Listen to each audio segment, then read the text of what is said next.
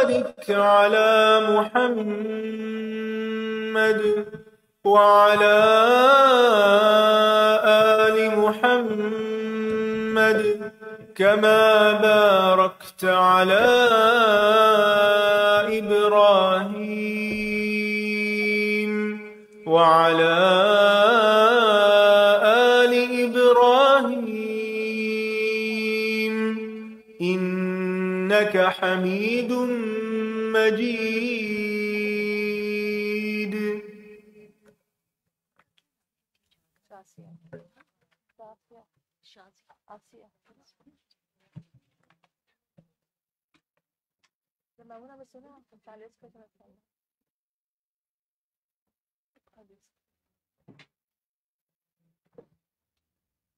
السلام علیکم ورحمۃ اللہ وبرکاتہ. کیسے ہیں سب؟ الحمدللہ. نیا سفر مبارک، اہلاً و سہلاً. بہت عرصے بعد آنے والوں کو بھی، نئے آنے والوں کو بھی، اور جو ایک ہفتے کے بعد آئے ہیں ان سب کو بھی الحمدللہ. الحمدللہ کثیرہ کہ اللہ سبحانہ تعالیٰ ہم سب کو پھر سے اس راستے پر لے آئے جہاں کہ ہم اللہ کے بھیجے ہوئے اس خوبصورت دین کو پڑھیں گے، سیکھیں گے، سکھائیں گے، کچھ چیزیں تازہ کریں گے اپنے علم میں، اور پھر سب سے زیادہ فائدہ کیا ہوگا کہ جو کچھ سیکھا ہے اس کو عمل میں ڈھالنے میں مدد ملے گی، ہے نا؟ یہی نیت ہے. چلے کوئی تھوڑی بہت اپنی نیتیں شیئر کریں گے بریفلی، کوئکلی. ان کے پاس مائک اگر ہو تو ہینڈ ریز کریں کہ کون، آپ کی کیا نیت ہے، خاص طور پہ تعلیم الحدیث کورس میں اگر آپ نے رجسٹر کیا ہے تو. السلام علیکم وعلیکم ورحمۃ السلام اللہ. ورحمۃ اللہ وبرکاتہ. جب میں نے تعلیم القرآن کا کورس کیا تو مجھے یہ محسوس ہوا کہ میں نے اللہ تعالیٰ کا تعارف پا لیا. تو آئی فیل ان لو ود اللہ تعالیٰ. تو مجھے اس کے بعد سے محسوس ہونے لگا اسی دوران ہی کہ آئی ڈونٹ نو مائی نبی صلی اللہ علیہ وسلم، اور I don't feel like the way I should be living. اور میں نے یہ سیکھا کہ آپ کو محبت ان سے ہوتی ہے جن کے بارے میں آپ جان لیتے ہیں. تو دمینیہ واز کہ ہمارا ایمان کامل نہیں ہو سکتا جب تک ہمیں اللہ اور رسول اللہ صلی اللہ علیہ وسلم جو ہے اپنی جانوں سے زیادہ اور ہر چیز سے زیادہ عزیز نہ ہو جائیں. تو اس وجہ سے جو ہے دس از مائی نیت ٹو نو مائی نبی صلی اللہ علیہ وسلم. بارک اللہ فیکم. بالکل بہت ہی اچھی نیت ہے کہ قرآن کریم پڑھ کے تو ہم اللہ سبحانہ تعالیٰ کی معرفت حاصل کرتے ہیں، اللہ تعالیٰ کی محبت کا کچھ نہ کچھ درجہ حاصل کرتے ہیں. اور اب ہمیں حدیث ٹیکسٹ کو خاص طور پر پڑھنا ہے، اس سے مانوس ہونا ہے. کیوں؟ تاکہ نبی صلی اللہ علیہ وسلم کی محبت حاصل کر سکیں، جو کہ ہمارے ایمان کا لازمی جزو ہے. ٹھیک ہے، اور کوئی بتائے گا اور کیا نیت لے کر آئیں؟ کیونکہ انما الاعمال بالنیات ہے نا، بات نیتوں پہ شاید صبح سے ہو بھی رہی ہے، تو نیت کے مطابق ہی ملے گا جو ملے گا. سو بہت اچھا ہے کہ اس وقت تھوڑا ہو سکتا ہے آپ کے شیئر کرنے سے آپ کی نیت اتنی اچھی ہو، کسی اور کو بھی فائدہ ہو جائے، وہ بھی اپنی نیت اپ گریڈ کر لیں. کس کے پاس ہے مائک؟ مائک پاس آن کیجیے پلیز.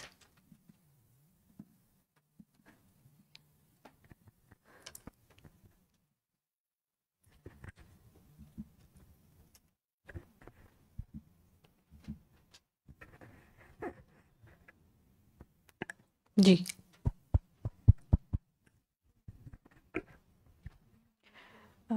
مجھے جو چیز یہاں لائی ہے وہ الفاظ جو رسول اللہ صلی اللہ علیہ وسلم کے منہ سے نکلے.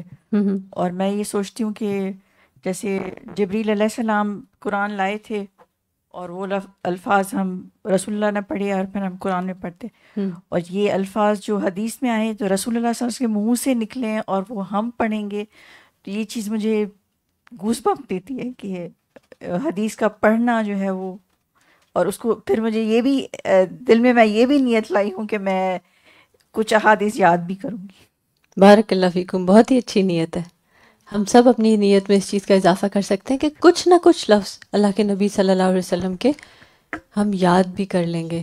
ابھی فوراً نہیں، پریشان نہیں ہوئیے گا. آپ، مجھے معلوم ہے آپ کا حفظ کا سفر بھی شروع ہو رہا ہے، قرآن کریم کا، اللہ کے کلام کا کچھ حصہ آپ یاد کریں گے، لیکن اچھی اچھی نیتیں ضرور کر لینی چاہیے. اللہ تعالیٰ نیت کے مطابق وقت میں بھی برکت دے دیتے ہیں، عمل میں بھی برکت دے دیتے ہیں، بہت کچھ ہو جاتا ہے. لہٰذا اچھی نیت کرنے سے کبھی نہ ڈریں. جی پہلے تو اپنے ایمان کے لیے کہ ہم نے قرآن پڑھ لیا لیکن حدیث سے ریلیٹڈ بہت اختلاف ہے. تو بہت بار بنا سوچے سمجھے کوئی بھی کسی حدیث کو ضعیف کہہ دینا یا کسی کو نہیں ماننا. تو ایکچولی مجھے وہ علم انشاءاللہ تعالیٰ سمجھ میں آئے کہ this is very important and I can tell my kids کہ حدیث کا کیا ویلیو ہے, کیونکہ جتنا جتنا ارد گرد آپ سنتے ہیں اتنا اس کا ویلیو ختم ہوتا چلا جا رہا ہے کہ اچھا دس از فرض نا, دس از سننا کائنڈ آف. تو ایک تو وہ علم ملے گا, میرے بھی ایمان میں وہ ایمان کا لیول ہوگا انشاءاللہ تعالیٰ, اور اپنی جنریشن کو اپنے گھر میں ایکچولی کچھ کر پاؤں کہ حدیث کی ویلیو شروع ہو. حدیث بہت ہی, قرآن پہلے لیول پہ آتا ہے لیکن جب سنت کی بات کرے حدیث کی بات اٹ کمس, اچھا حدیث ہے نا. سو انشاءاللہ تعالیٰ اللہ مجھے اس چیز کی سمجھ دے جو آگے کروں. الحمدللہ. جی آپ کچھ کہنا چاہ رہے ہیں؟ ذرا میں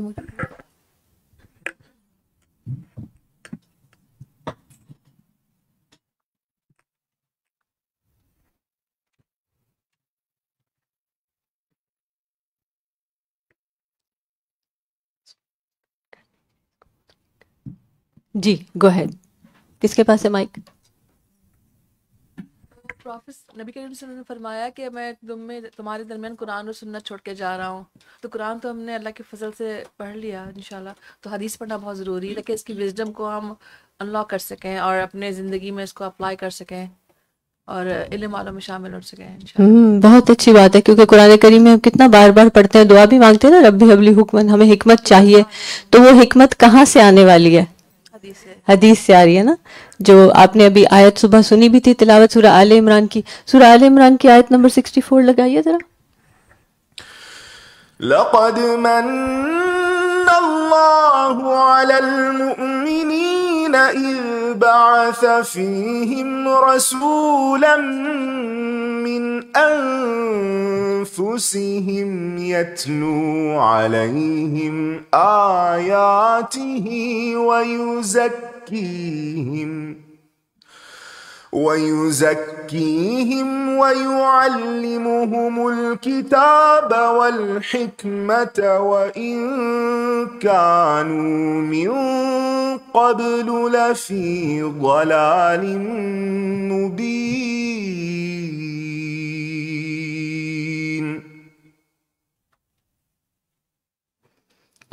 لقد من اللہ علی المؤمنین اذ بعث فیہم رسولا من انفسہم یتلو علیہم آیاتہ ویزکیہم ویعلمہم الکتاب والحکمۃ وإن كانوا من قبل لفی ضلال مبین. سورہ آل عمران کی آیت نمبر 164 ہے.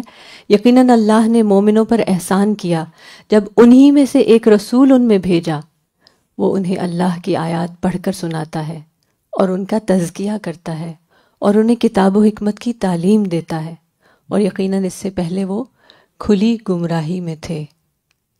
آپ کو لگتا ہے کہ ہم نے قرآن کریم کا الحمدللہ کورس کر لیا, ایک وقت لگایا آپ نے, اس میں بھی آپ نے احادیث پڑھی, کتنا آپ کو لگتا ہے کہ کتنی پختگی آ گئی ہے سوچ میں, فہم میں, معنی کے یاد رہنے میں, اور سب سے بڑی چیز اپلیکیشن میں,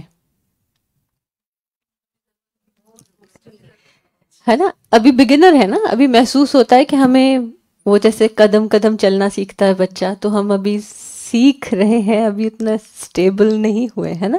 ہر وقت گر جاتے ہیں, ابھی بار بار گر جاتے ہیں. تو انشاءاللہ ہم حدیث کے اس خزانے سے, صحیح بخاری کے سبجیکٹ میں خاص طور پہ جو باب ہم پڑھیں گے, نبی صلی اللہ علیہ وسلم کی ایگزیکٹ, یعنی یا تو آپ صلی اللہ علیہ وسلم کے کسی قول کی بات ہوگی, یا آپ صلی اللہ علیہ وسلم کا کوئی فعل ہوگا جس کی منظر کشی کی گئی ہوگی, یا آپ صلی اللہ علیہ وسلم کے سامنے کوئی چیز ہوئی اور آپ صلی اللہ علیہ وسلم نے اس پہ کوئی یعنی اظہار تصحیح کا یا کوئی توجیہ نہیں کی, تو اس کو بھی ہم حدیث کہتے ہیں. سب جانتے ہیں نا, آپ نے حدیث کی تینوں اقسام پڑھ رکھی ہیں.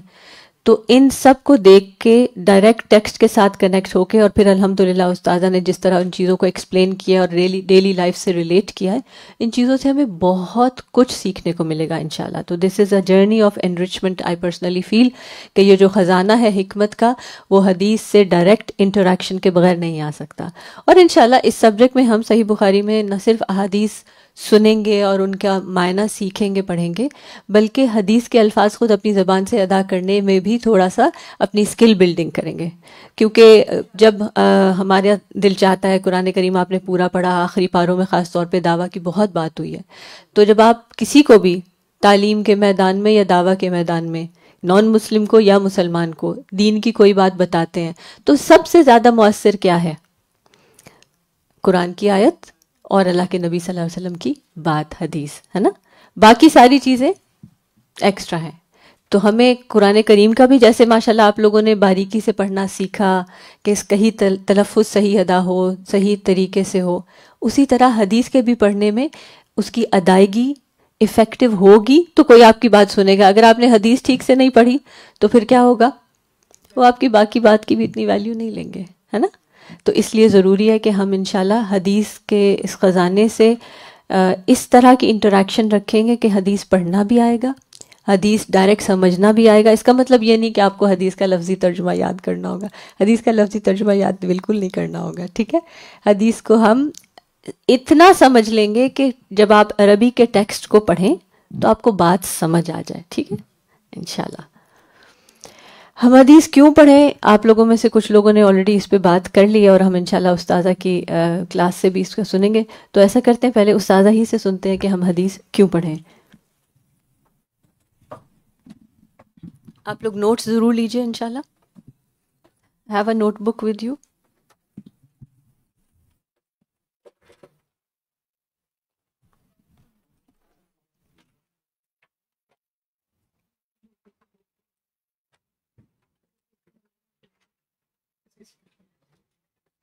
اللهم صل على سيدنا ومولانا محمد وبارك وسلم. رب اشرح لي صدري ويسر لي أمري واحلل عقدة من لساني يفقهوا قولي. رب زدني علما. آج کی یہ محفل حضور اکرم صلی اللہ علیہ وسلم سے جو نسبت ہے ہم کو، جو تعلق ہے ہم کو، جو محبت ہے ہم کو، اس کے اظہار اور اس کے عملی ثبوت کے طور پر قائم کی گئی ہے. جیسا کہ آپ سب جانتے ہیں کہ آج کی اس مجلس میں ہم اللہ تعالیٰ کی کتاب کے بعد سب سے صحیح ترین کتاب اسلام میں صحیح بخاری کی ابتدا کریں گے. سوال یہ پیدا ہوتا ہے کہ ہم بخاری کیوں پڑھیں، ہم حدیث کیوں پڑھیں. جیسا کہ آپ جانتے ہیں کہ صحیح بخاری کا موضوع، سبجیکٹ حدیث رسول صلی اللہ علیہ وسلم ہے، اور حدیث کا موضوع ذات رسول صلی اللہ علیہ وسلم ہے. حدیث کیا ہے؟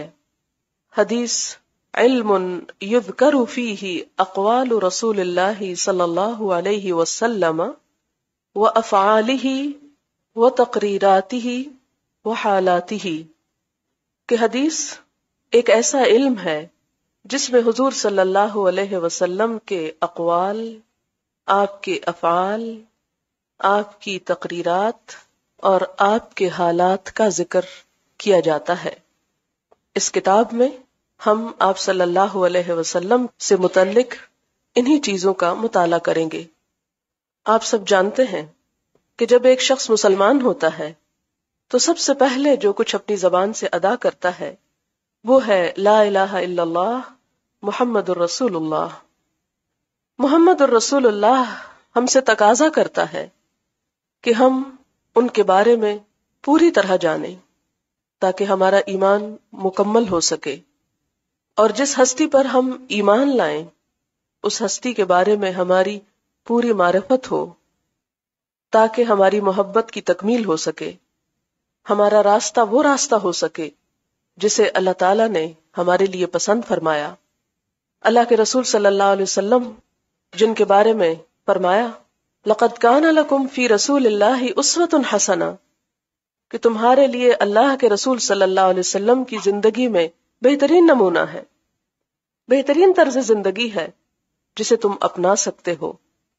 وہ دنیا کے کامیاب ترین انسان، وہ انسانیت کے لیے بہترین نمونہ، وہ ہستی جس پر نہ صرف مسلمان بلکہ غیر مسلم بھی فخر کرتے ہیں، وہ جو تمام انسانوں ہی کی نہیں، تمام انبیاء کی بھی سردار ہے، جو صرف تمام انسانوں کی طرف سے ہی نہیں چاہی گئی بلکہ جن سے خود اللہ تعالیٰ نے محبت کی، اور ہم سے بھی یہی تقاضا کیا کہ اگر تمہیں مجھ سے محبت ہے، یعنی اللہ تعالیٰ سے محبت ہے، تو کیا کرو؟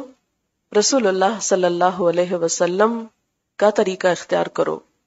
گویا اللہ تعالیٰ سے ہماری محبت ثابت ہی نہیں ہو سکتی اس وقت تک جب تک کہ ہم حضور صلی اللہ علیہ وسلم کا اتباع نہ کریں۔ قل ان کنتم تحبون اللہ فاتبعونی یحببکم اللہ۔ اور دوسری بات یہ کہ اللہ تعالیٰ کی محبت ہمیں حاصل ہو نہیں سکتی جب تک کہ ہم آپ صلی اللہ علیہ وسلم کا اتباع نہ کریں، اور آپ کا اتباع ہو نہیں سکتا جب تک کہ ہم آپ صلی اللہ علیہ وسلم کے طریقے کو نہ جانتے ہوں، ان کے ارشادات کو نہ جانتے ہوں، ان کے اعمال کو نہ جانتے ہوں، ان کے حالات کو نہ جانتے ہوں۔ اور پھر آپ یہ بھی جانتے ہیں کہ اللہ تعالیٰ نے حضور صلی اللہ علیہ وسلم کو جب دنیا میں مبعوث فرمایا تو ارشاد ہوا لقد من اللہ علی المؤمنین اذ بعث فیہم رسولا منہم یتلو علیہم آیاتہ ویزکیہم ویعلمہم الکتاب والحکمہ وَإِن كَانُوا مِن قَبْلُ لَفِي ضَلَالٍ مُبِينٍ۔ اللہ تعالیٰ نے اہل ایمان پر بڑا احسان فرمایا جب ان کے اندر ایک رسول انہی میں سے مبعوث فرمایا جو ان پر اللہ تعالیٰ کی آیات پڑھ کر سناتا ہے، ان کا تزکیہ کرتا ہے، یعنی ان کے اخلاق اور کردار اور اعمال کو سنوارتا ہے، اور انہیں کتاب کی تعلیم دیتا ہے اور حکمت کی تعلیم دیتا ہے۔ کتاب کے ساتھ یہ حکمت کیا تھی جس کی تعلیم آپ نے ہمیں دی؟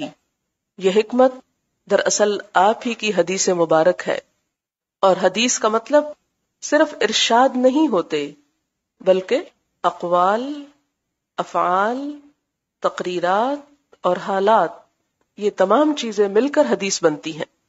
لہذا ان تمام چیزوں کو سیکھنا، ان تمام چیزوں کو جاننا ہمارے دین کے بنیادی فرائض میں شامل ہے، تاکہ آپ صلی اللہ علیہ وسلم کی ملت پر ہی ہمارا جینا ہو اور اسی پر ہمارا مرنا ہو، اسی پر ہم اٹھائے جائیں اور انہی کے ساتھ قیامت کے دن ہمارا حشر ہو۔ حدیث پڑھنے والوں کے لیے اللہ کے رسول صلی اللہ علیہ وسلم نے خود دعا کی۔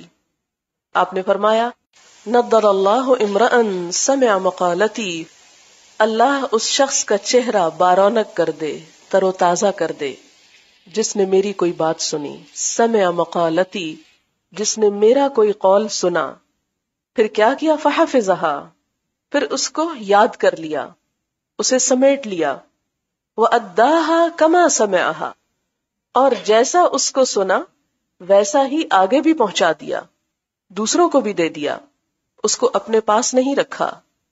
ایسے لوگوں کو اللہ کے رسول صلی اللہ علیہ وسلم نے اپنا خلیفہ قرار دیا۔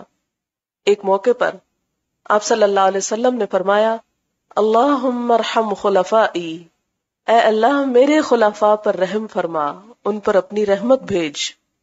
قیل ومن خلفاؤک یا رسول اللہ، لوگوں نے عرض کیا یا رسول اللہ صلی اللہ علیہ وسلم آپ کے خلفاء کون ہیں؟ آپ صلی اللہ علیہ وسلم نے فرمایا الذین یروون احادیثی ویعلمونها الناس، وہ لوگ جو میری احادیث کو روایت کریں گے اور اسے دوسروں کو سکھائیں گے، یعنی خود سیکھیں گے اور دوسروں تک پہنچائیں گے۔ یہ دعا اللہ کے رسول صلی اللہ علیہ وسلم کی ان لوگوں کے لیے ہے جو اس کام میں شرکت کریں۔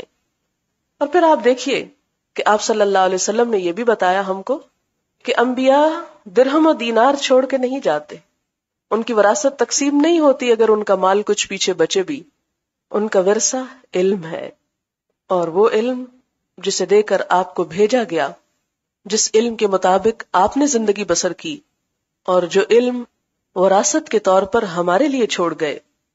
پھر سوال یہ پیدا ہوتا ہے کہ آخر بخاری ہی کیوں پڑھیں؟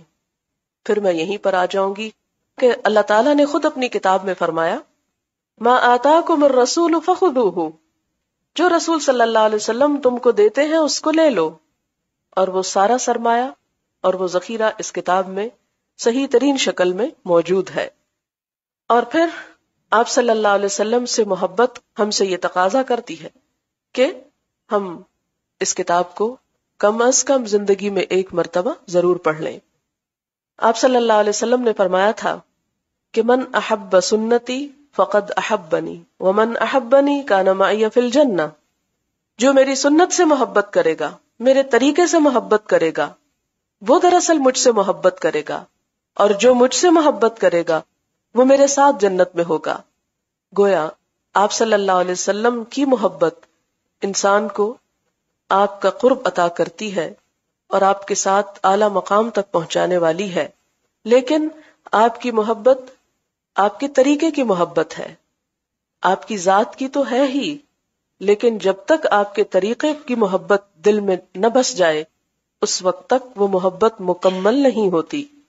جب ہم بخاری پڑھتے ہیں اور بخاری کا انتخاب کرتے ہیں تو اس کے لیے ضروری ہے کہ ہم امام بخاری کے کچھ حالات کو بھی جانتے ہوں اور اس کتاب کا بھی کچھ علم رکھتے ہوں۔ ٹیکسٹ پڑھنے کے لیے اور ٹیکسٹ کی ابتدا کرنے کے لیے چند ایک باتیں آپ کے ذہن میں ہونا ضروری ہے۔ سب سے پہلی بات تو یہ ہے کہ یہ مجلس کسی عام انسان کی مجلس نہیں ہے، یہ میری مجلس نہیں، یہ آپ کی نہیں، یہ اللہ کے رسول صلی اللہ علیہ وسلم کی مجلس ہے، اور اس مجلس کا بڑا احترام ہے، ایسا ہی احترام جیسا کہ آپ صلی اللہ علیہ وسلم کی ذات کا احترام۔ قرآن پاک میں سورۃ الحجرات اگر آپ پڑھیں تو اس میں ارشاد باری تعالیٰ ہے، یا ایھا الذین آمنوا لا تقدموا بین یدی اللہ ورسولہ، کہ اے اہل ایمان اللہ اور اس کے رسول سے آگے مت بڑھو۔ کیوں نہ بڑھو؟ اس لیے کہ تم اپنی عقل میں، اپنے مرتبے میں، اپنے مقام میں، اپنے علم میں ان سے کہیں پیچھے ہو، اور اس سے مراد کیا ہے کہ ان پر حجت بازی نہ کرو، اپنی رائے کو ان کی رائے سے آگے مت بڑھاؤ۔ سورۃ الحجرات ہی میں آگے فرمایا واتقوا اللہ، اور اللہ سے ڈرتے رہو، ان اللہ سمیع علیم، کیونکہ اللہ تعالیٰ سن بھی رہا ہے، جانتا بھی ہے۔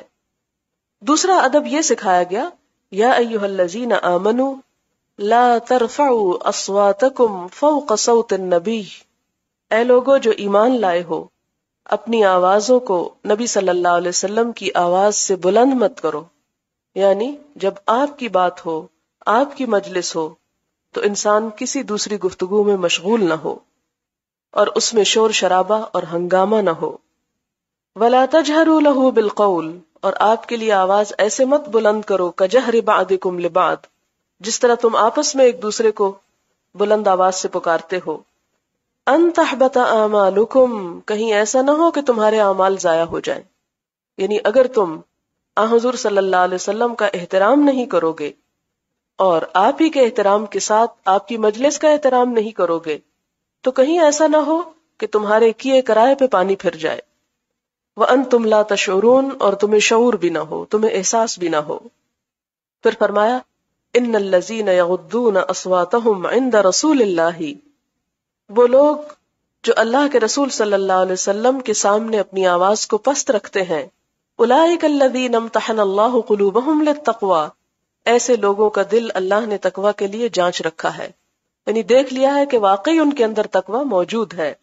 لہم مغفرۃ، ان لوگوں کے لیے بخشش کا وعدہ ہے، وَأَجْرٌ عظیم، اور بہت بڑے اجر کا وعدہ ہے۔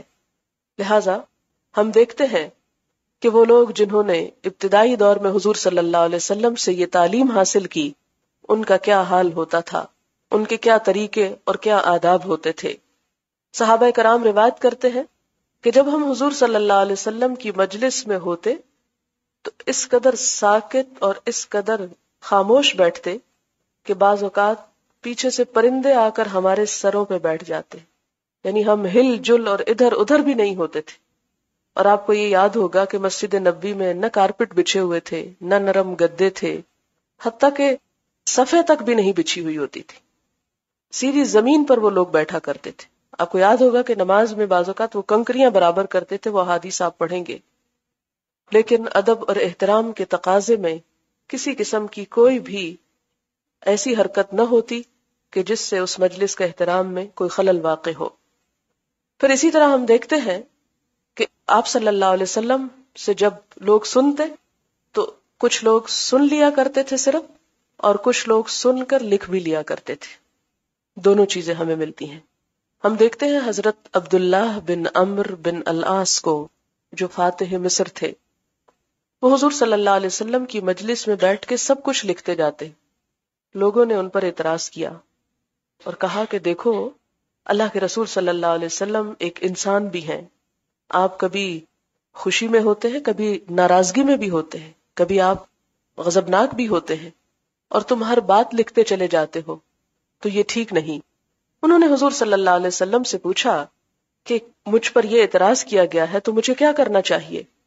تو آپ نے فرمایا، لکھو، اس ذات کی قسم جس کے ہاتھ میں میری جان ہے، اس زبان سے کسی حالت میں بھی حق کے سوا کچھ نہیں نکلتا، یعنی خواہ میں خوش ہوں یا غضبناک ہوں، میری زبان صرف اور صرف حق بات کہتی ہے، یعنی اس میں کوئی چیز جھوٹ یا کوئی چیز غلط نہیں ہوتی، اس لیے تم لکھ سکتے ہو۔ ان کی احادیث کی تعداد جو لکھی ہوئی تھی تقریباً 700 ہے، اور جس کتاب میں انہوں نے اس کو لکھ رکھا تھا اس کا نام صادقہ تھا، الصحیفہ الصادقہ۔ صادقہ کا مطلب سچی، سچ بولنے والی کتاب۔ اور یہ کتاب پھر آگے دوسروں تک روایت ہوئی، لکھی ہوئی حالت میں۔ اسی طرح ہم دیکھتے ہیں کہ حضرت علی رضی اللہ تعالی عنہ نے خاص طور پر زکوٰۃ کے مسائل آپ سے لکھ لیے تھے۔ حضرت عبداللہ بن عباس، جو آپ صلی اللہ علیہ وسلم کے چچا حضرت عباس کے بیٹے تھے، ان کا مقام و مرتبہ علم میں بہت بڑا ہے۔ وہ آپ سے احادیث سن کر لکھ لیا کرتے تھے، اور آپ کی وفات کے بعد بھی یہ سلسلہ جاری رہا، یہاں تک کہ آپ نے اتنا کچھ لکھ لیا کہ آپ کی وفات کے بعد آپ کے بیٹے نے یہ سب کتابیں ایک جگہ سے جب دوسری جگہ منتقل کرنا چاہیں تو ایک اونٹ پر رکھی، یعنی اتنا کچھ لکھا ہوا تھا، اور یہ ایک صحابی کی زندگی میں لکھا گیا۔ بہت سے لوگ یہ اعتراض کرتے ہیں کہ جی یہ سب سنی سنائی باتیں، معلوم نہیں اس میں سچ کیا اور جھوٹ کیا ہے، اور اگر ایک شخص سن کے دوسرے کو بتاتا ہے اور دوسرا تیسرے کو، وہ بات تو بدل جاتی ہے۔ تو یہ بات میں ان لوگوں کی غلط فہمی دور کرنے کے لیے کر رہی ہوں جو یہ سمجھتے ہیں کہ احادیث صرف سنی سنائی باتیں ہیں، حالانکہ یہ لکھی گئیں۔ پھر اسی طرح ہم دیکھتے ہیں کہ حضرت ابو ہریرہ رضی اللہ تعالی عنہ نے اپنی زندگی میں جو کتابیں لکھی ان کی تعداد 5 ہے، ایک کے بعد 2، 3، 4 اور 5، یعنی اپنی وفات تک آپ 5 کتابیں لکھ چکے تھے۔ یہ بھی صحابی رسول صلی اللہ علیہ وسلم ہے، اور آپ کو معلوم ہے کہ آپ کی روایات سب سے زیادہ ہیں۔ پھر اسی طرح ہم دیکھتے ہیں کہ آپ صلی اللہ علیہ وسلم نے جو مختلف بادشاہوں اور مختلف لوگوں کو خطوط لکھے، ان کی تعداد 200 ہے، یعنی 200 تعداد ہے ان خطوں کی جو آپ نے مختلف لوگوں کو لکھے، جس میں بادشاہ بھی تھے اور دیگر لوگ بھی تھے، جن کو آپ وقتاً فوقتاً ہدایات دیا کرتے تھے۔ ان 200 خطوں کا ذخیرہ آپ کی اپنی زندگی میں آپ کی نگرانی میں لکھوایا گیا، اور اس کا بہت بڑا ثبوت وہ خط ہے جو آپ نے ہرقل کو لکھا، اور اس کا نمونہ اب بھی ترکی کے میوزیم میں موجود ہے چمڑے کے اوپر، اور وہ الفاظ بھی ہلکے ہلکے نظر آتے ہیں۔ مجھے خود اس خط کو دیکھنے کا اتفاق ہوا ہے۔ توپکاپو سرائے میوزیم استنبول میں وہ خط آج بھی دنیا کو گواہی دے رہا ہے، اور حیرت کی بات یہ کہ یہ 18ویں صدی میں دریافت ہوا کسی کھدائی کے دوران۔ اس کے الفاظ اور صحیح بخاری کے الفاظ ایک ہی تھے، یعنی جو صحیح بخاری میں الفاظ تھے وہی اس خط پر الفاظ پڑھے گئے۔ پھر اسی طرح ہم دیکھتے ہیں کہ یمن کی طرف آپ نے ایک کتاب بھجوائی جس میں زکوٰۃ، نماز، دیت، نکاح وغیرہ کے مسائل لکھے ہوئے تھے۔ اس وقت میں ان ساری تفصیلات میں نہیں جاتی کہ کتابت کا کام کیسے اور کس طرح اور کتنا ہوا۔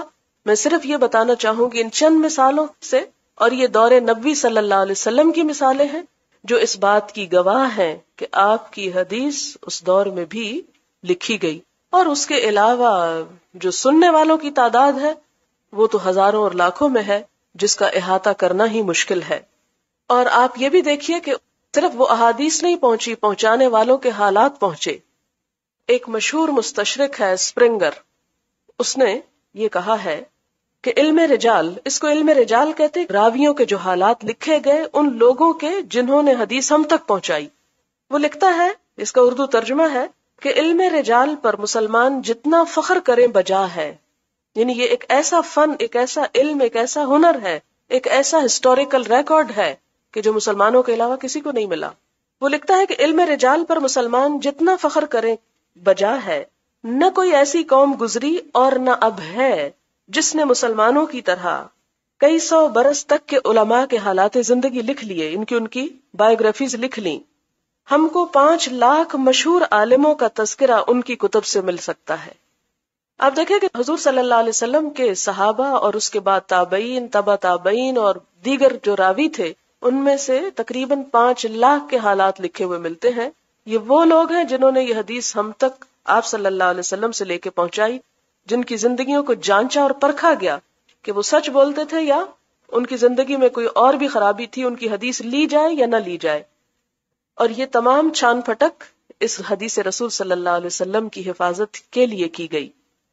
اور پھر آپ دیکھیں کہ آج کے دور میں حضور صلی اللہ علیہ وسلم کے علاوہ دیگر انبیاء کے جو حالات زندگی ہیں ان کو معلوم کرنے کے لیے بھی کوئی ایسا اوتھینٹک سورس نہیں ہے، کیونکہ اہل کتاب نے تورات اور انجیل میں بہت کچھ رد و بدل کر دیا، اس میں حقائق کو توڑ موڑ کے بیان کیا. تو اس سے آپ خود حضور صلی اللہ علیہ وسلم اور آپ کی امت کے ان لوگوں کی اہمیت کا اندازہ لگائیں جنہوں نے اس کام میں کسی قسم کی شرکت کی، کوئی کوشش کی اور محنت کی کہ ان کے حالات تک بھی محفوظ ہو گئے. اور اسی میں ہم دیکھتے ہیں کہ امام بخاری کے حالات وہ بھی لکھے گئے. امام بخاری کے حالات پر اردو، انگریزی، ترکی، فارسی اور دیگر زبانوں میں 100 سے زیادہ بایوگرافیز لکھی گئی ہیں. اور یہ شرف کم ہی کسی انسان کو حاصل ہوا ہے کہ مختلف زبانوں میں 100 سے زیادہ کتابیں صرف امام بخاری کے حالات پر موجود ہیں. اس سے پہلے کہ اس کتاب کا آغاز جی کوئک جاگ کر لیتے ہیں، کیا سنا ہے ہم نے، کیا نوٹس لے رہے ہیں آپ، تھوڑا سا اندازہ ہو جائے گا. حدیث کا موضوع کیا ہے؟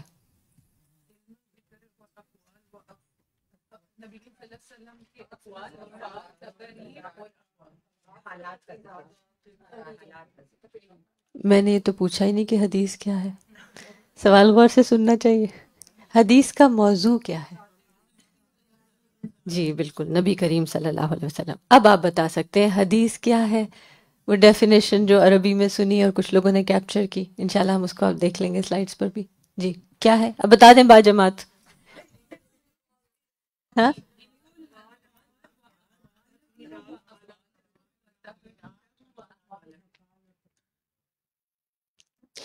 علم یذکر فیہ اقوال رسول اللہ صلی اللہ علیہ وسلم و افعالہ و تقریراتہ و حالاتہ، یعنی وہ علم جس میں ذکر کیا چیز کی گئی ہے، اللہ کے نبی صلی اللہ علیہ وسلم کے اقوال، جو باتیں آپ نے کہیں، و افعال اور جو آپ نے کیا، و تقریرات اور کیا تقریریں، تقریرات کا کیا مطلب ہے؟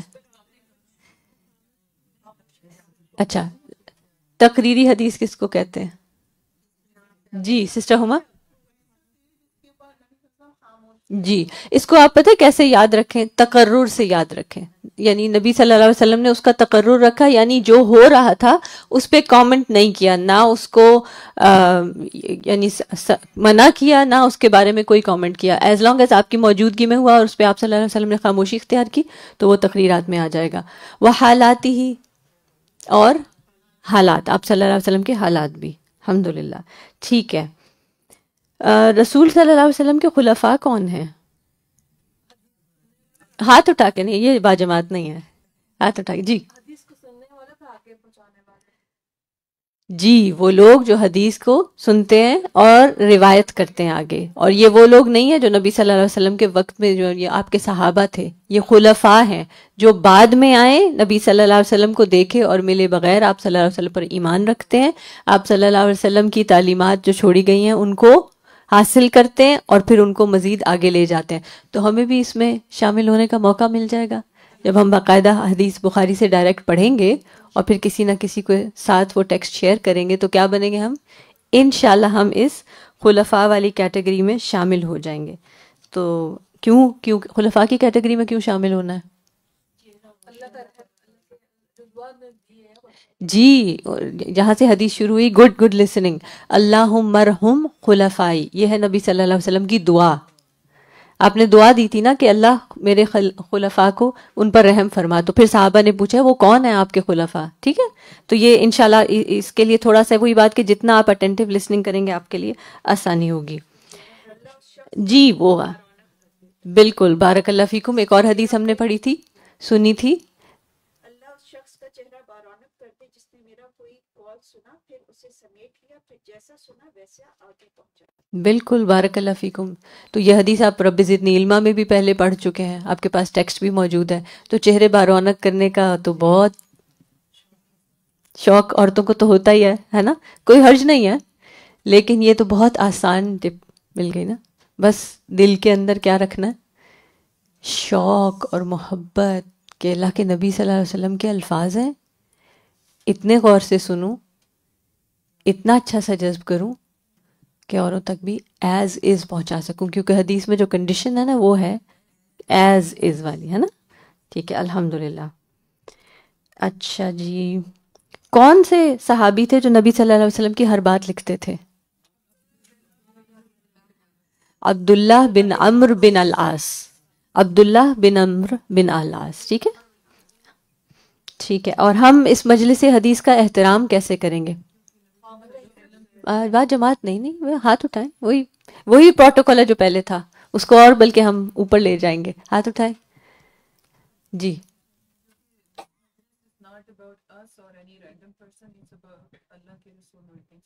ٹھیک ہے، بارک اللہ فیکم. اللہ کے نبی صلی اللہ علیہ وسلم کی مجلس کا احترام کیا ہے؟ اس وقت آپ صلی اللہ علیہ وسلم کے دور میں احترام کی طرف کیسے توجہ دلائی گئی؟ آپ صلی اللہ علیہ وسلم نے کوئی رولز لکھ کے لگائے تھے مسجد نبوی میں؟ کس نے کہا کہ احترام کرنا ہے؟ اللہ تعالیٰ نے. قرآن کریم میں آیات محفوظ ہیں آخری وقت تک.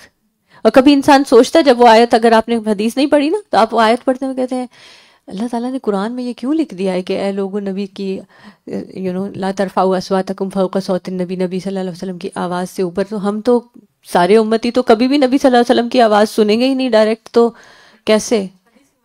حدیث کی مجلس. الحمدللہ، یہ بہت ضروری ہے. انشاءاللہ اللہ کرے کہ ہم سب کو یاد رہا کرے. اور ہم انسان ہیں، ہم سے بھول ہو سکتی ہے، تو جو کوئی بھول جائے آپ کے پاس بیٹھی ہوئی بہن تو ان کو ہلکے سے پیار سے یاد کرا دیں گے. ٹھیک ہے، باتوں میں بزی ہونے کی بجائے کسی نے سوال کر لیا تو اس کا رسپانس ان کو دینے کی بجائے ہم کیا کریں گے؟ ان کو یاد کروا دیں گے. اور بعد میں ہمیشہ کوئی نوٹس میں سے کوئی چیز رہ جاتی ہے، کچھ بھی ہے، you can always catch up. الحمدللہ اب تو سب ریکارڈنگز اویلیبل ہوتی ہیں. ٹھیک ہے. عبداللہ بن عمرو بن العاص کے صحیفے کا نام کیا تھا؟ جو حدیث انہوں نے لکھ رکھی تھی اس کا نام کیا تھا؟ الصحیفہ الصادقہ. Very good. اور یہ علم آپ کے کہاں کام آ سکتا ہے؟ کیا فائدہ اس بات کو جاننے کا؟ کو بڑے ہم عالم مشہور ہونا چاہتے ہیں کہ وہ ہمیں اب صحیفہ صادقہ عبداللہ بن عمرو بن عاص کا بھی پتہ چل گیا انہوں نے کیا لکھا. کیا وجہ، کیا فائدہ ہوگا؟ جی یہ بہت اہم دلیل ہے اس بات کی کہ اللہ کے نبی صلی اللہ علیہ وسلم کے دور میں احادیث لکھ لی گئی تھیں. ٹھیک ہے نا، کیونکہ جو سب سے زیادہ کرٹیسزم ہے اس کے اگینسٹ، جو لوگ نبی صلی اللہ علیہ وسلم کے اسٹیٹس کو افیکٹ کرنا چاہتے ہیں، اس کے بارے میں منفی باتیں مشہور کرتے ہیں، ان کا سب سے زیادہ بنیادی چوٹ یہی ہوتی ہے. تو ہمیں اگر معلوم ہے تو پھر ہم انشاءاللہ اس کا جواب دے سکتے ہیں. کون سے صحابی تھے جن کی موت کے بعد ان کے بیٹے نے ان کی لکھی ہوئی کتابیں کہیں منتقل کی تھیں؟ پیچھے سے بھی کوئی جواب دینا. بہت اچھا، الحمدللہ. فرنٹ روز میں ہاتھ اٹھ رہے ہیں. کانفیڈنس، کوئی حرج نہیں، جواب غلط بھی ہوگا تو کوئی حرج نہیں. جی عبداللہ بن عباس رضی اللہ عنہ. انہوں نے اتنی کتابیں لکھی تھی کہ جب وہ ان کی موت کے بعد ان کے بیٹے نے ٹرانسفر کی، موو کی، تو پھر وہ پورا ایک کیمل لوڈ تھا. الحمدللہ. اور نبی صلی اللہ علیہ وسلم کی نگرانی میں کیا چیز لکھوائی گئی تھی جن کے کچھ آثار آج بھی میوزیمز میں دنیا میں موجود ہیں؟ خطوط، جو آپ صلی اللہ علیہ وسلم نے مختلف لوگوں کو، بعض لوگوں کو دعوت دین اسلام کے لیے اور بعض کو کچھ اور تحریری احکام کے لیے. مسلمانوں کو کس علم پر فخر ہونا چاہیے؟ علم رجال پر. ٹھیک، بارک اللہ فیکم. ہم کنٹینیو کرتے ہیں.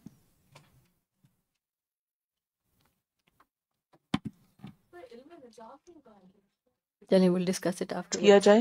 امام بخاری کے حالات اور اس کتاب کی وجہ تالیف اور کچھ اس کے تعارف کے بارے میں باتیں کروں گی۔ امام بخاری کا نام محمد تھا۔ ہمارے ہاں عموماً محمد نام الگ سے نہیں رکھا جاتا، حالانکہ اس میں کوئی حرج نہیں، ایک بابرکت نام ہے۔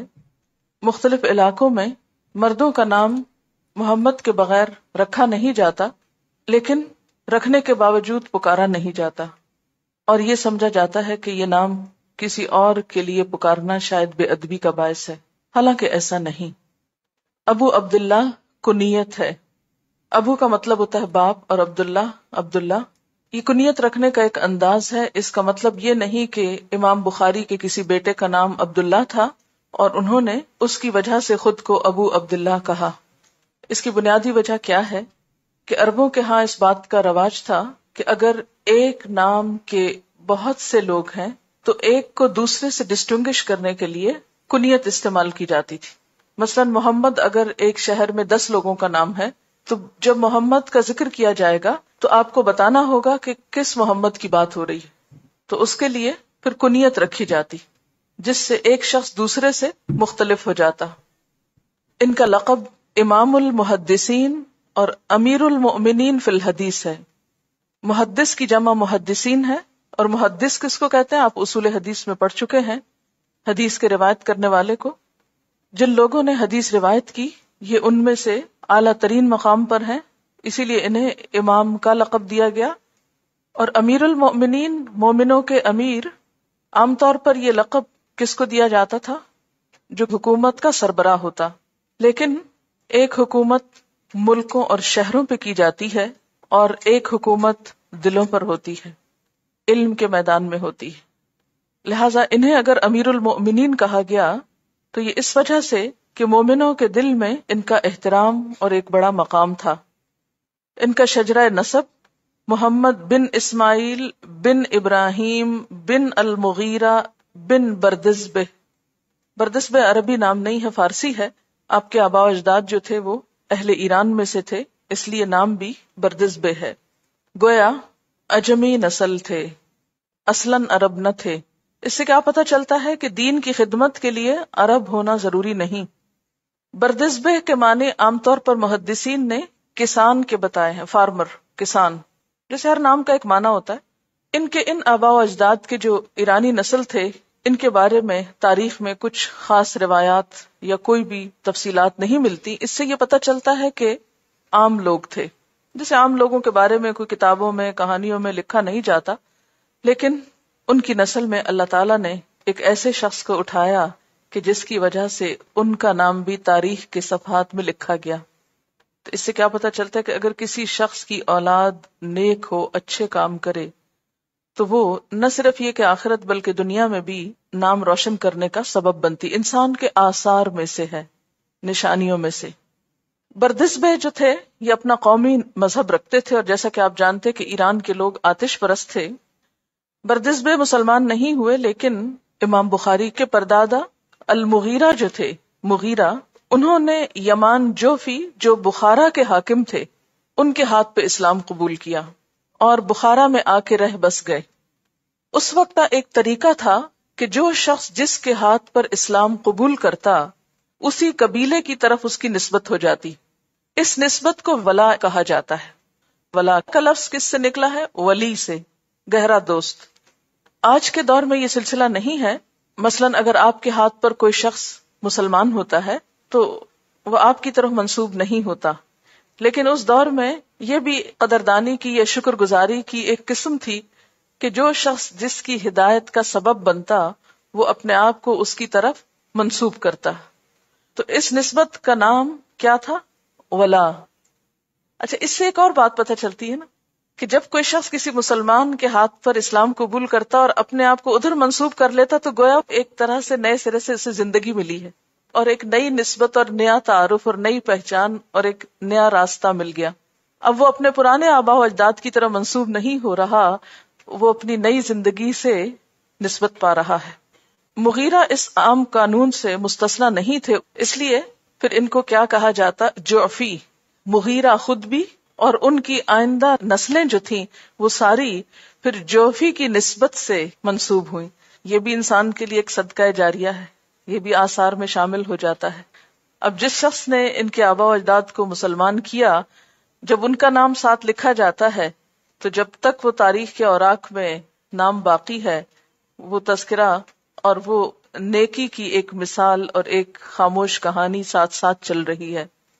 جیسے قرآن پاک میں آتا ہے نا، وَكُلَّ شَيْءٍ أَحْصَيْنَاهُ، ہر چیز کو ہم نے شمار کر لیا. تو یہ بھی گنتی میں آ جاتا ہے. جتنی بار ایسے لوگوں کی ایسی نیکی کا تذکرہ ہوتا ہے اور اس نیکی سے دوسرے لوگ سیکھتے ہیں تو وہ بھی آثار میں شامل ہو جاتا ہے. امام بخاری بھی اسی نسبت سے جعفی کہلائے، جیم عین فے یہ. امام بخاری کا خاندان کبھی غلامی کی طرف منسوب نہیں ہوا. یہ بات میں اس لیے واضح کر رہی ہوں کہ بعض اوقات یہ جو ولا کا تعلق ہے یہ غلامی کی وجہ سے بھی ہوتا ہے. مثلاً آپ نے حدیث کی روایت میں پڑھا ہوگا نافع مولا ابن عمر. ایسی باتیں جب آپ پڑھتے ہیں تو اس وقت ایسا لگتا ہے یہ بیکار کی باتیں ہیں اور ان کا کوئی فائدہ نہیں ہے، لیکن زندگی میں کہیں جب یہ علم استعمال ہوگا تو اس وقت آپ کو ضرور خیال آئے گا کہ الحمدللہ اس کو پڑھ لیے. میری ایک شاگرد ہے، ان کے گھر میں کوئی صاحب آئے باہر سے اور انہوں نے حدیث کے خلاف بہت ساری باتیں کی، اور وہ ساری باتیں لا علمی اور ناسمجھی پر مبنی تھی، سنی سنائی تھی. اس پر ان شاگرد نے اپنے پڑھے ہوئے نوٹس اور اپنی لکھی ہوئی چیزیں اور اب جو کتابیں پڑھی تھی پہلے اس فیلڈ میں، اس کی بنیاد پر ان کے بہت سے سوالوں کے جواب دیے. تو الحمدللہ وہ اس پر مائل ہوئے. تو اسپیشلی انہوں نے مجھے لکھا کہ آپ کو اور جس استاد نے ان کو پڑھایا اصول حدیث، ان کو بہت دعائیں دی کہ اس وقت ہم سوچتے تھے کہ ہمیں کن مصیبتوں میں جکڑ دیا گیا کہ یہ بھی پڑھ لو، یہ بھی پڑھ لو، یہ بھی، لیکن اگر میرے ذریعے ایک شخص کو بھی رہنمائی ملی ہے اور میں اس کا سبب بنی اور کسی کی غلط فہمی دور کی ہے تو اس میں ایک سینس آف اچیومنٹ ہوتی ہے نا. حدیث کا علم جو ہے اس لیے بھی ضروری ہے کہ کلمہ لا الہ الا اللہ مکمل نہیں ہوتا جب تک کہ لا الہ الا اللہ کے ساتھ محمد الرسول اللہ نہ کہا جائے. تو محمد الرسول اللہ کہنے کا مطلب کیا ہے؟ محمد اللہ کے رسول ہیں، یعنی پیغام لانے والے ہیں. کیا پیغام لائے؟ کیا صرف قرآن پاک؟ نہیں. لقد کان لکم فی رسول اللہ اسوۃ حسنہ، یہ صرف کتاب کی شکل میں پیغام نہیں تھا، فی رسول اللہ بھی پیغام تھا، ان کی اپنی ذات میں ایک پیغام تھا. تو ان کے اقوال، ان کے افعال، ان کے اعمال اور ان کا طرز زندگی ہمارے لیے ایک رول ماڈل ہے جس میں ہماری نجات ہے. امام بخاری کے سلسلہ نسب میں کسی قسم کا کوئی اختلاف نہیں. ان کے والد کا نام اسماعیل تھا جن کی کنیت ابو الحسن تھی. یہ بھی ایک بہت بڑے محدث تھے، امام مالک کے شاگردوں میں سے تھے اور ان کے صحبت یافتہ تھے. ان کے والد نے امام مالک کے علاوہ حماد بن زید اور دیگر لوگوں سے احادیث روایت کی.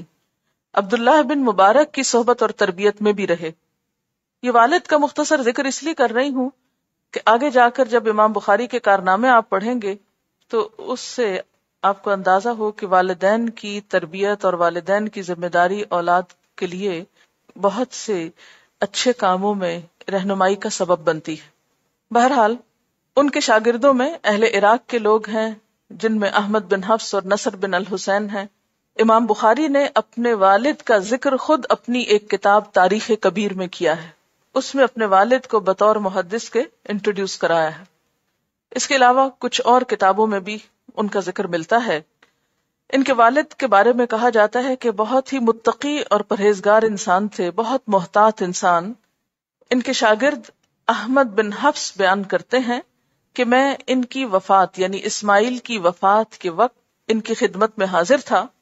وفات کے وقت آپ نے فرمایا میں اپنے کمائے ہوئے مال میں ایک درہم بھی مشتبہ نہیں پاتا کہ جس کے بارے میں مجھے یہ شک ہو کہ یہ شاید حلال کا نہ ہو. احمد بن حفص کہتے ہیں فَتَصَاغَرَتْ إِلَيَّ نَفْسِي عِنْدَ ذَلِكَ، یہ سن کر میرا نفس مجھے نہایت ذلیل محسوس ہوا، بہت حقیر لگا، کیونکہ نیکی اور تقوی کی ایک دوڑ تھی. آج کے دور میں تو دوڑ اور چیزوں کی طرف ہے.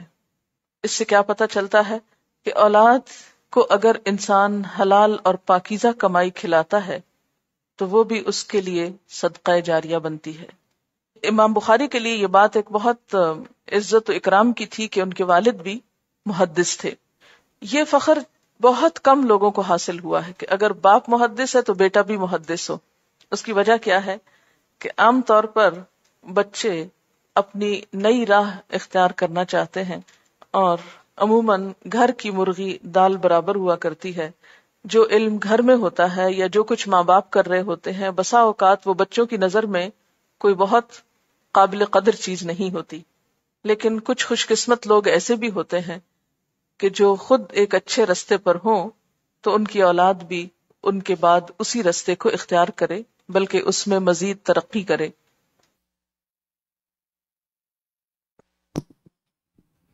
اللہ تعالیٰ ہم سب کی اولاد کو ایسا کر دے، ہے نا.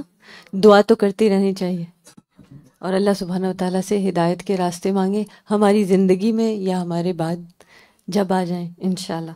چلیے تو اب ذرا امام بخاری کے نام کی پریکٹس ہو جائے. پڑھیں سب مل کر.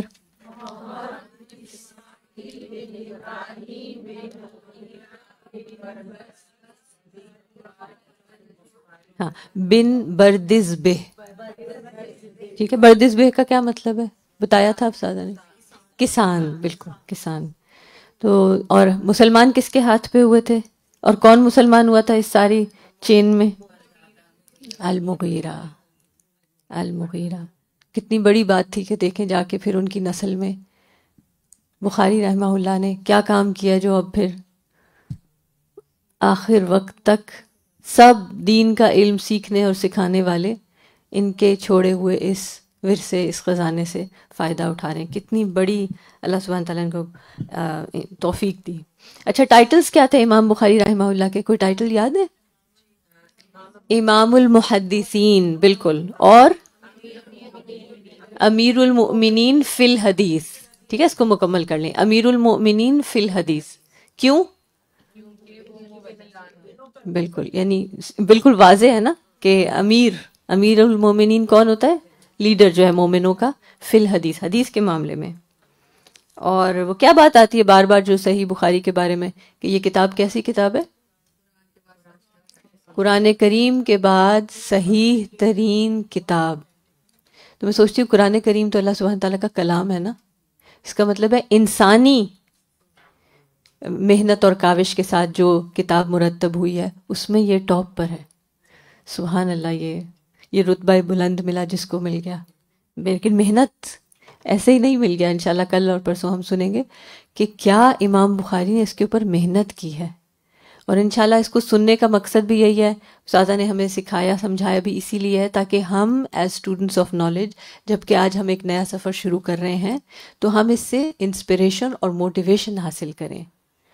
ہم یہ نہ سوچیں کہ ابھی تو اس کی پچھلے کورس کی تھکن نہیں اتری. نہیں، بالکل اتر گئی، فارغ ہو گئے الحمدللہ، اور اب نئے سفر پہ ہیں. دوسری بات یہ کہ زندگی کی مہلت کا پتہ بھی نہیں ہے نا، تو ہم یہ نہیں کہیں گے کہ مجھے 4 مہینے 3 مہینے کورس کے بعد آرام کے چاہیے تھے. I have fatigue from تعلیم القرآن، اور اب میں تعلیم الحدیث میں آ تو گئی ہوں لیکن ابھی سوچ رہی ہوں آؤں یا نہ آؤں. آ تو گئی ہوں لیکن ابھی سوچ رہی ہوں رجسٹر کروں یا نہ کروں. لسنر سٹیٹس الاؤڈ ہے یا نہیں؟ نہ، پتہ نہیں زندگی میں کب تک مہلت ہے. لہٰذا نام تو لکھوا لیں، رجسٹر تو کرا لیں کہ یار اب جتنی آپ نے توفیق دی میں اتنی کروں گی، لیکن میں حاضر ضرور ہوں. اس چیز سے کوئی پیچھے نہ رہے. آپ جس اپنی پرانی ساتھی کو، پچھلے بیچز کے کچھ لوگوں کو، کسی گریجویٹ کو جنہوں نے ابھی تعلیم الحدیث کورس نہیں کیا، ان کو ملیں، یا آج ہو سکے تو گھر جا کے ان کو آڈیو میسج کریں، ان کو کال کریں، ان سے رابطہ کریں، ان کو کہیں کہ یہ پیچھے رہنے والی چیز نہیں ہے. حاضر ہو جائیں، شامل ہو جائیں. پھر انشاءاللہ وہ جو باقی پروٹوکولز اور کون کیا کر رہا ہے وہ ساری چیزیں بعد میں دیکھی جائیں گی. ٹھیک جی.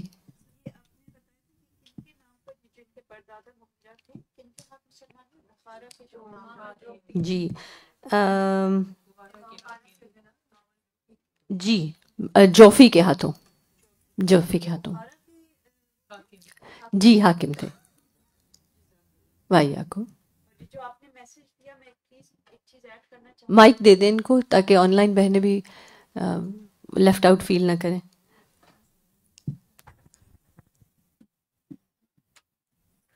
یہ آپ لوگ ماشاءاللہ اتنے پریویلیجڈ ہیں کہ لائیو اسکالرز اتنے بڑے آپ لوگ کو پڑھا رہے ہیں. ہم تو وزٹرز ہیں اور I'll be leaving on the 15th انشاءاللہ بیک ٹو بحرین. تو میں اتنا انوی کرتی ہوں آپ سب کو کہ اللہ تعالیٰ نے آپ کو اتنا بڑا خزانہ دیا ہے, پلیز اس کو مت ہاتھ سے جانے دیں. یہ اپرچونٹی لائف ٹائم اپرچونٹی ہے اور یہ ہر ایک کو نہیں ملتی ہے. آپ لوگ کو بہت بڑا رزق ملا ہوا ہے. بالکل بالکل الحمدللہ.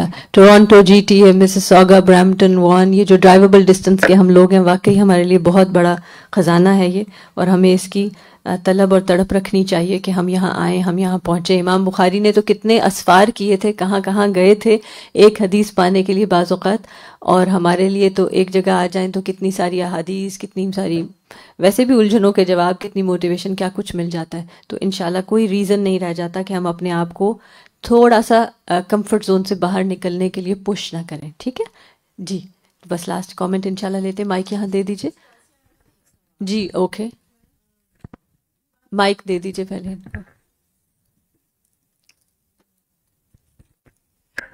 یہ بات جو ہوئی کہ انہوں نے اسلام قبول کیا, ان کے ہاتھ پہ, یہ مجھے سمجھ میں نہیں آئی کہ کس نے اسلام قبول کیا. یہ مسلمان ان کے نہیں تھے؟ یعنی بخاری رحمہ اللہ کے اوپر ان کے فادر, دادا, پردادا سے اوپر انہوں نے اسلام قبول کیا. انہوں نے جی, اور پھر آ کے ان کی نسل میں اللہ سبحانہ تعالیٰ نے امام بخاری رحمہ اللہ کو یہ توفیق دی, اتنی زبردست خدمت کی.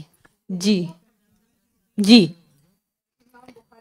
جی. اسماعیل ان کے والد کا نام ہے, ابراہیم ان کے دادا کا نام ہے, المغیرہ بن بردزبہ یہ ان کے پردادا کا نام ہے. ٹھیک ہے, یہ ہوئے تھے. یہاں پہ لے آئیے سسٹر حمیرہ, انشاءاللہ well just take like one last thing. جی آگے آ رہا ہے, اگلی جو ہم انشاءاللہ کل اور پرسوں کی سنیں گے نا, اسے مزید اور کافی ساری ڈیٹیلز ہیں. جی مائک قریب کر لیں. امام بخاری نے اپنے والد کا ذکر جس کتاب میں کیا اس کا نام مس ہو گیا تھا مجھ سے. امام بخاری نے ان کے والد کا ذکر کیا ہے, میں آپ کو بتاتی ہوں. جی تاریخ کبیر میں ان کا ذکر کیا ہے. بارک اللہ فیکم. اور وہ کون تھے جو امام بخاری کے والد کی موت کے وقت ان کے قریب تھے اور انہوں نے کہا کہ مجھ پہ میرا نفس جو ہے وہ چھوٹا ہو گیا؟ احمد بن حفص. الحمدللہ ماشاء اللہ آپ سب بہت اچھے سے نوٹس لے رہے ہیں. That means you doing attentive listening and that's exactly what is needed. اللہ سبحانہ تعالیٰ ہم سب کو مزید فائدہ اٹھانے کی توفیق دے بہترین لسننگ کے ساتھ, اور ہمارے دلوں میں اس کی انسپریشن جائے اور اس علم کی برکت سے بہت سارے اور مسائل حل ہو جائیں. سبحانک اللہم و بحمدک اشہد ان لا الہ الا انت استغفرک و اتوب الیک. السلام علیکم ورحمۃ اللہ وبرکاتہ.